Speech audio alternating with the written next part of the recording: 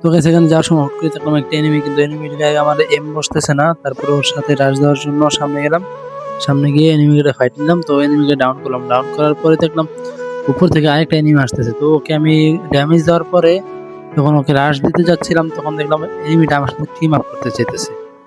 দেখেন, team up করতে চাইতেছে। তারপর আমি ওকে একটা হেডশট মারার ট্রাই করলাম, কিন্তু লাগলো না। তারপর ভাবলাম না, ওর সাথে টিম আপটা করি।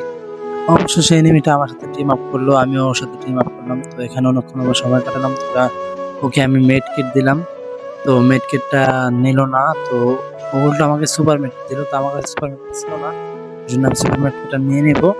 ঠিক আছে, তারপর আমরা এখানে সময় কাটালাম, কাটিয়ে এখান থেকে চলে যাব। ঠিক আছে, তারপর এখান থেকে যাওয়ার সময় এখানে এসে এনিমিটা দেখলাম আবার আমাকে ইমোট দিতেছে, তো আমিও ইমোট দিলাম। তো এখান দিয়ে রুমটার উপরে উঠতেছিলাম, তো দেখলাম আমার টিম অফ করামেন্টাকে মারতেছে। তো ওকে আমি ডাউন করে দিলাম, ডাউন করার পরে এখানে আমরা হোল্ড করব।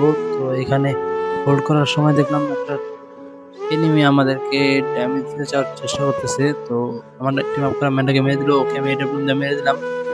তারপরে এই ঘরটার ভিতরে আমি ওকে একটা ইমোট দিলাম, ইমোট দেওয়ার পরে এখানে অনেকটা সময় কাটার চেষ্টা করলাম। দেখলাম একটা এনিমি আসলো, তো ওকে মেরে দিলাম। তারপর দেখলাম ভাই এটা আমার টিম অফ করামেন্ট। ভাই তুমি যেই হও ভাই, দেখো আমি বুঝতে পারিনি তুমি ছিলে এটা। তো হঠাৎ করে ঘরের ভিতরে ঢুকছো, এখানে আমি বুঝতে পারি নাই। তুমি যেই হও আমাকে কমেন্ট করো, আর তোমার ইউআইডিটা কমেন্ট বক্সে দিও।